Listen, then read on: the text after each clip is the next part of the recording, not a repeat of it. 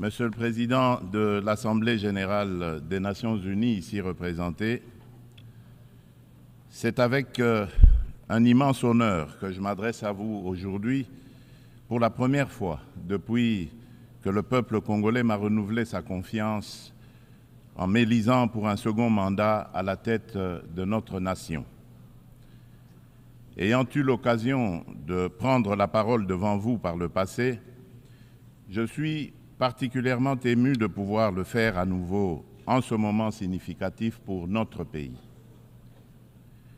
Je tiens à féliciter M. Philémon Yang pour son élection à la présidence de cette 79e session, de même que je rends hommage à vos prédécesseurs pour leur engagement constant au service de cette institution.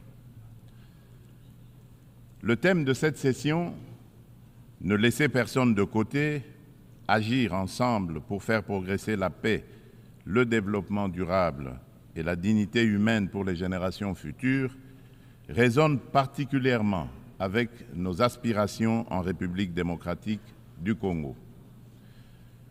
Monsieur le Président, Monsieur le Secrétaire général des Nations unies, Mesdames et Messieurs les chefs d'État et de gouvernement, Mesdames et Messieurs les chefs de délégation, le multilatéralisme et le respect d'un système mondial basé sur des règles ont été des piliers essentiels pour soutenir la paix, la sécurité, la santé, la prospérité à travers le monde depuis près de 80 ans.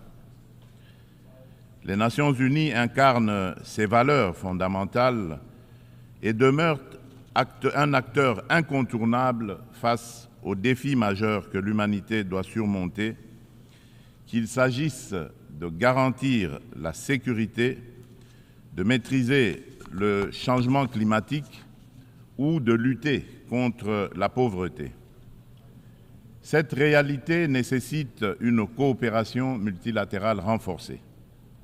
Cependant, le noble idéal des rédacteurs de la Charte des Nations unies, celui de servir d'instrument par lequel tous les pays régulent leur comportement, semble s'effacer. Le socle de la sécurité collective qu'elle a établi vacille.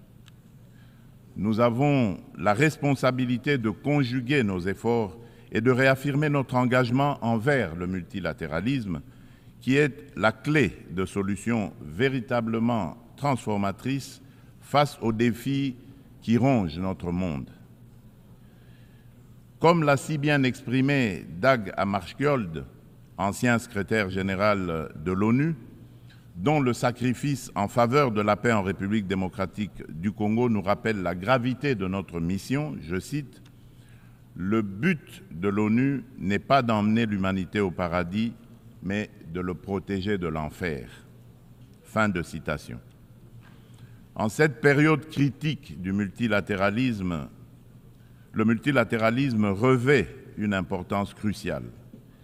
Il permet de répondre aux menaces communes, de protéger notre planète et de renforcer la société civile ainsi que les droits humains.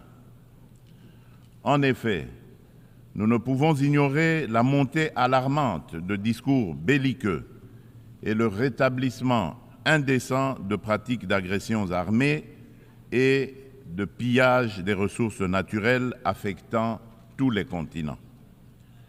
Le conflit russo-ukrainien qui persiste et continue d'affecter la région n'est qu'une manifestation parmi tant d'autres qui menacent la paix dans le monde. Le Yémen, le Soudan, la Syrie ou encore le terrible drame qui se passe dans la bande de Gaza entrent dans le lot pour lequel le multilatéralisme jouerait pleinement son rôle. Il est impératif d'agir ensemble pour progresser vers la paix, le développement durable et la dignité humaine, garantissant ainsi un avenir meilleur pour les générations futures. Ne laissons personne sur le chemin. Tel est le message clair et pertinent qui inspire la thématique sélectionnée pour orienter les travaux de la 79e session de cette illustre Assemblée. Monsieur le Président, le Pacte pour l'avenir et ses annexes, le Pacte numérique mondial et la Déclaration sur les générations futures, que nous avons adoptés lors du récent sommet de l'avenir, soulignent l'importance d'une collaboration active pour atteindre une vision commune d'un avenir pacifique et prospère. Ces documents représentent un engagement essentiel pour mettre fin aux conflits, lutter contre l'extrême pauvreté et la faim et aborder des défis tels que les déplacements de population, l'immigration clandestine, l'insécurité alimentaire, les pandémies et les risques des nouvelles technologies. Parallèlement, le Pacte mondial numérique se positionne comme un pilier essentiel dans notre quête d'un avenir prospère au cœur de la 4e révolution industrielle où les technologies numériques sont devenues incontournables. Cette transformation numérique représente une occasion sans précédent d'atteindre les objectifs de développement durable d'ici 2030, notamment pour les pays les moins avancés. Elle vise à réduire la fracture numérique et à intégrer les populations non connectées dans des services digitaux à fort impact social. Cependant, pour relever ce défi majeur, inhérent à la révolution du numérique, des réformes globales sont nécessaires, impliquant une réévaluation de l'architecture financière internationale et un financement adéquat. C'est pourquoi la République démocratique du Congo aspire à attirer des investissements pour développer la connectivité en Afrique et appeler à la coopération des partenaires multilatéraux et des opérateurs de télécommunications, avec à la clé un transfert de connaissances. En effet, l'accompagnement au processus de maillage du pays est une solution prometteuse pour relier le sud et le nord du continent, ainsi que relier l'océan Indien à l'océan Atlantique. Cela comprend la formation de partenariats viables autour du projet hydroélectrique du Grand Inga qui vise à répondre à la demande énergétique croissante de notre continent, exacerbée par la prolifération des objets connectés. De plus, il est essentiel de renforcer la traçabilité des minerais stratégiques, indispensables aux équipements technologiques, afin d'assurer une exploitation responsable et durable de nos ressources. Par ailleurs, la pleine participation et l'engagement des jeunes, tant des filles que des garçons, sont également primordiaux pour bâtir une société durable et inclusive. Ce principe constitue le fondement de la Déclaration sur les générations futures, soulignant notre responsabilité envers les générations à venir et l'importance des décisions qui garantissent leur épanouissement. Pour l'Afrique, sa jeunesse représente un atout majeur pour sa prospérité future. Investir dans l'éducation, notamment dans les domaines STEM, sciences, technologies, ingénierie et mathématiques, et créer des environnements propices à l'innovation est crucial. Il est essentiel de remédier à la déconnexion entre une population jeune en forte croissance et le marché de l'emploi en fournissant les compétences nécessaires à leur intégration. Monsieur le Président, la situation dans l'Est de la République démocratique du Congo est particulièrement préoccupante. La résurgence du groupe terroriste du M23, soutenu par le Rwanda, a provoqué une crise humanitaire sans précédent avec près de 7 millions de déplacés internes. Cette agression constitue une violation majeure de notre souveraineté nationale. Nous appelons la communauté internationale à condamner fermement ces actes et à imposer des sanctions ciblées contre le Rwanda pour son rôle déstabilisateur et néfaste. Nous exigeons le retrait immédiat et inconditionnel des troupes rwandaises de notre territoire. Bien que les récentes initiatives diplomatiques, telles que les pourparlers de Luanda, soient encourageantes, elles ne doivent aucunement occulter l'urgence de cette action essentielle. La République démocratique du Congo s'engage activement à établir une paix durable dans l'est du pays et à promouvoir le développement économique ainsi que le bien-être social des communautés meurtries par ce conflit armé. Elle ne ferme cependant pas la porte à toute opportunité qui l'amènera à cette paix tout en n'aliénant pas sa souveraineté, encore moins son intégrité territoriale. Dans cette optique, elle est résolument engagée dans la mise en œuvre de la feuille de route adoptée dans le cadre du processus de Luanda, que je soutiens fermement, qui promeut un dialogue de haut niveau visant à restaurer la confiance entre la République démocratique du Congo et le Rwanda, tout en minimisant le risque de crise sécuritaire actuelle, que la crise sécuritaire actuelle ne dégénère en conflit régional. En outre, mon pays demeure ouvert à toute autre initiative de nos partenaires qui concourrait à l'atteinte de cet objectif noble de paix. La République démocratique du Congo réaffirme sa ferme volonté de garantir une paix durable.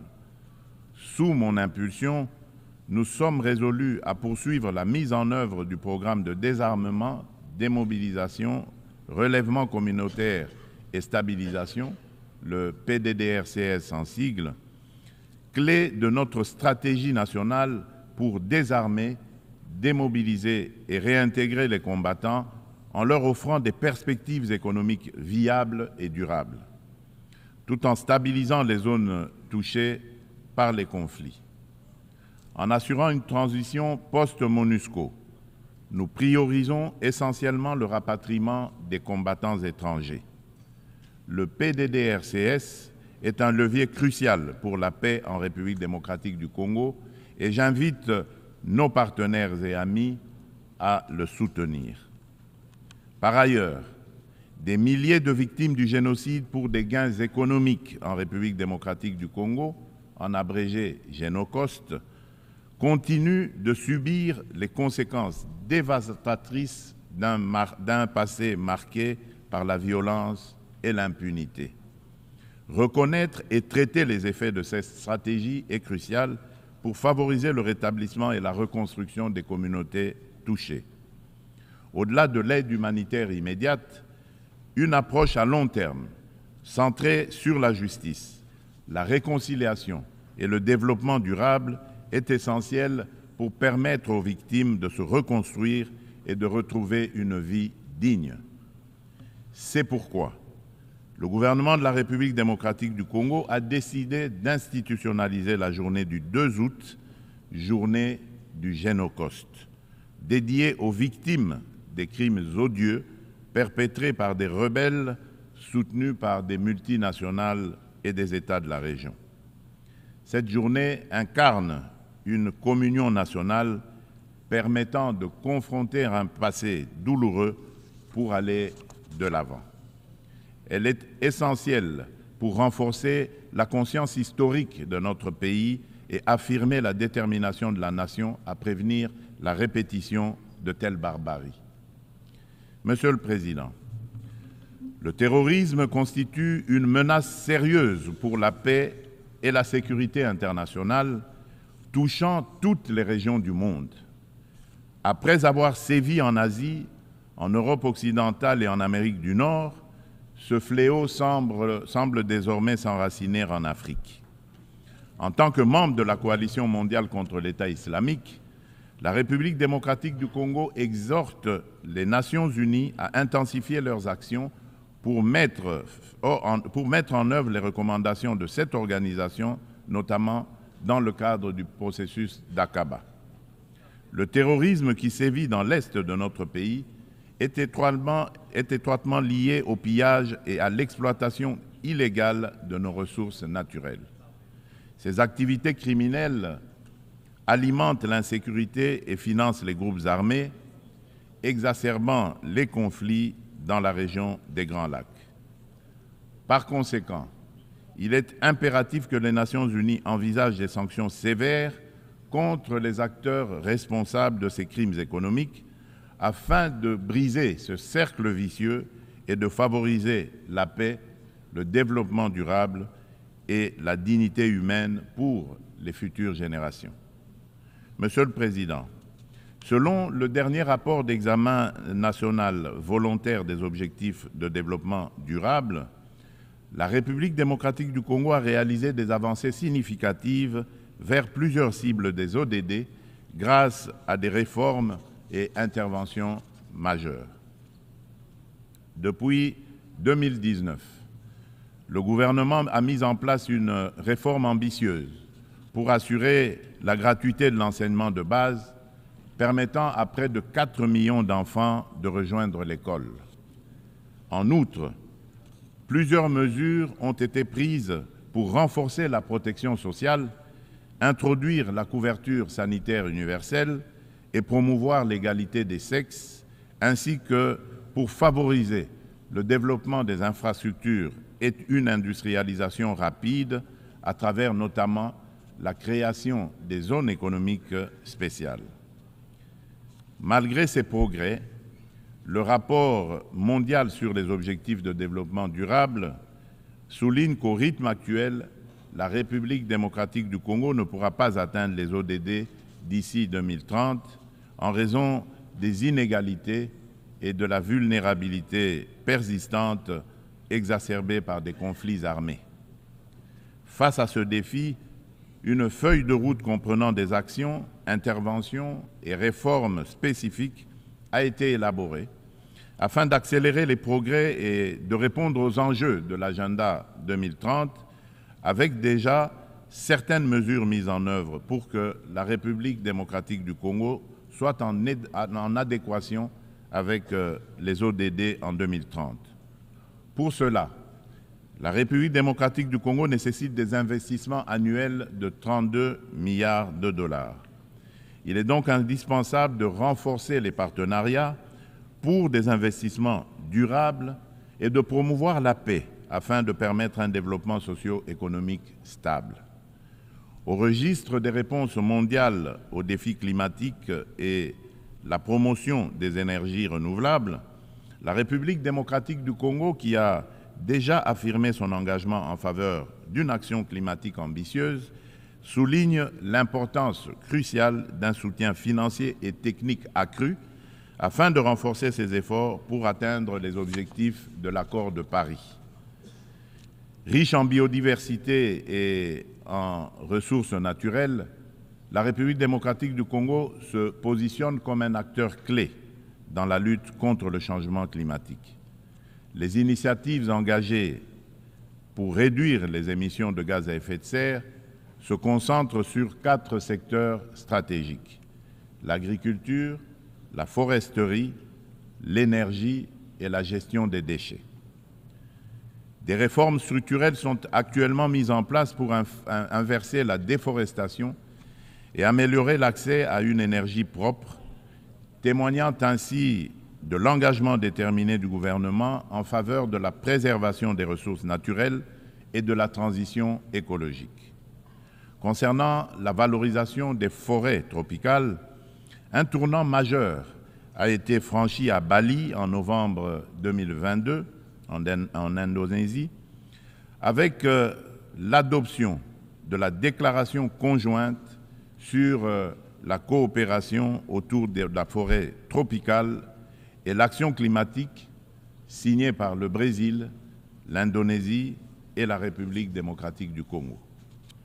Cette avancée témoigne d'une volonté politique collective d'utiliser les forêts comme levier pour un développement durable. L'Alliance trilatérale pour la coopération sur les forêts tropicales, créée à cette occasion, constituera un cadre pour relever les défis liés à la biodiversité et proposera des solutions pour les marchés de crédit carbone, tout en veillant au respect des droits des peuples autochtones. Par ailleurs, dans le cadre des enjeux liés à l'environnement et au réchauffement climatique, il est essentiel de souligner la tenue du deuxième sommet des 3 grands bassins forestiers tropicaux du monde, à savoir l'Amazonie, le Congo et le Bornéo-Mékong, qui s'est tenu du 26 au 28 octobre 2023 à Brazzaville, en République du Congo. Cette initiative africaine, portée par le président Denis Sassou Nguesso, vise à mettre en œuvre, dans le cadre de la décennie des Nations Unies pour la restauration des écosystèmes, la première coalition mondiale dédiée à la restauration de 350 millions d'hectares d'écosystèmes terrestres et aquatiques. Ces forêts constituent un rempart indispensable contre le changement climatique. Face à des problèmes clairement identifiés et à des solutions à portée de main, il est crucial d'agir de manière concrète. Les bassins amazoniens, congolais et de Bornéo-Mékong abritent plus de 80% des forêts tropicales et jouent un rôle crucial dans la lutte contre le changement climatique, tout en fournissant des services écosystémiques vitaux.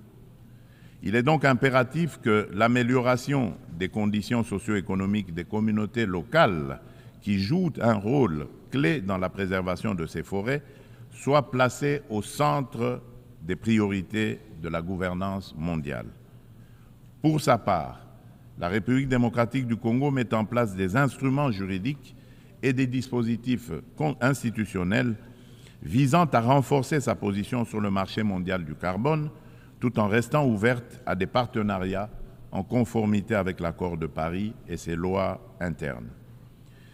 La prise de conscience croissante des défis liés à l'instabilité climatique et à l'épuisement des ressources naturelles, souvent à l'origine de conflits armés, souligne l'urgence d'agir sur ces problématiques. Il est donc primordial de reconnaître le lien entre changement climatique, dégradation environnementale et sécurité, afin de favoriser des actions proactives qui atténuent ces risques par le biais de pratiques durables. À cet égard, nous appelons le Conseil de sécurité à établir des mécanismes internationaux intégrant les questions de sécurité climatique dans leurs discussions. Monsieur le Président, face à un défi énergétique majeur, le monde fait face à un défi énergétique majeur. Les systèmes basés sur les combustibles fossiles sont responsables d'importantes émissions de gaz à effet de serre, exacerbant le changement climatique. Sans efforts concertés pour promouvoir les énergies renouvelables, nous risquerions de faire face à davantage de crises, telles que des conditions météorologiques extrêmes et des conflits liés aux ressources naturelles, comme nous l'observons déjà.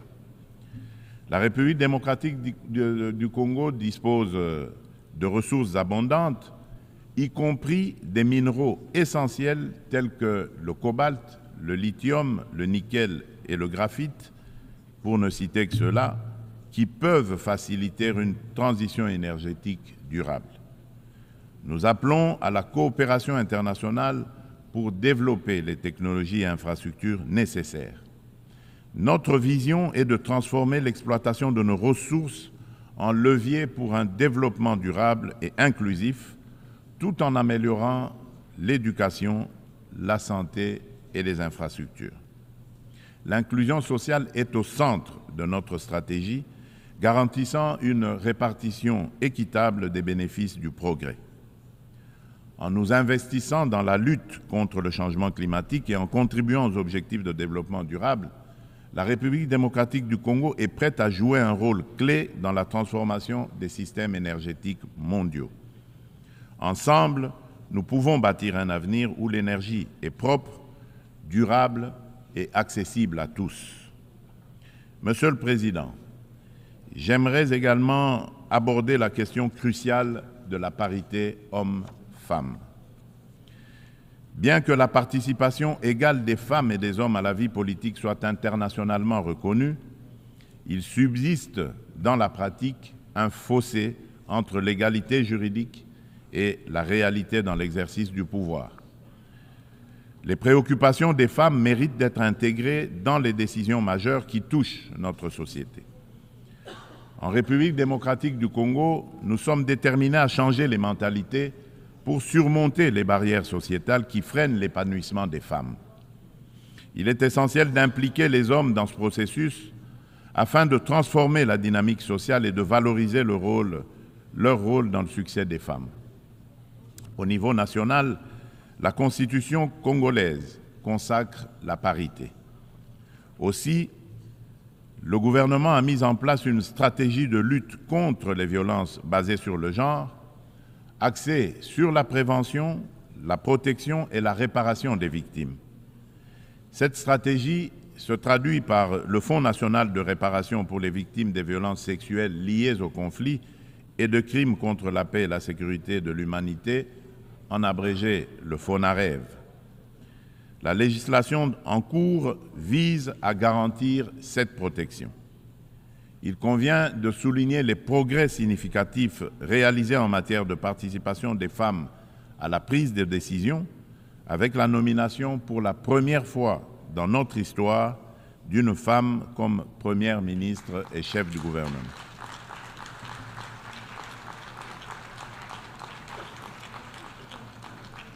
Nous assistons également à une présence accrue de femmes dans les instances gouvernementales ainsi que dans le Parlement et le système judiciaire, illustrée par la nomination de femmes au poste de premier président du Conseil d'État et à la tête de la Banque centrale du Congo.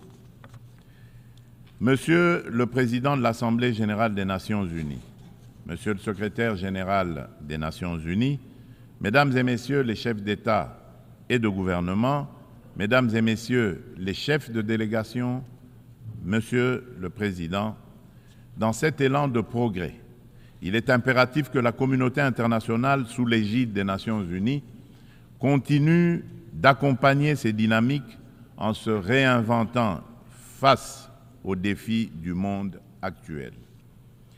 Pour maintenir la confiance de la communauté internationale, l'Organisation des Nations unies doit prouver sa capacité à s'adapter aux évolutions contemporaines et à les surmonter de manière efficace et responsable. Il est impératif de redynamiser le multilatéralisme par des réformes ciblées de la Charte des Nations unies, touchant des questions clés telles que le Conseil de sécurité, le droit de veto, le chapitre 7 et le recours à la force. Néanmoins, cela ne suffira pas. La coordination et la coopération entre les différentes institutions et agences des Nations unies doivent également être renforcées.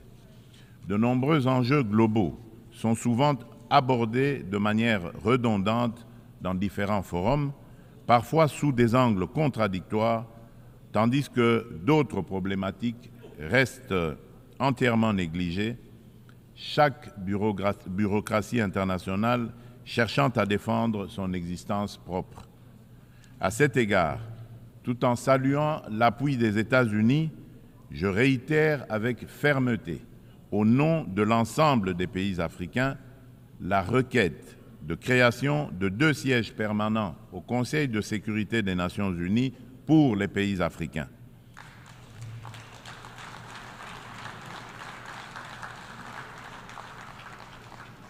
En tant que principal décideur au sein de l'ONU, cet organe doit intégrer des représentants africains parmi ses membres permanents avec toutes les prérogatives leur reconnues, notamment le droit de veto pour garantir une juste représentation géographique.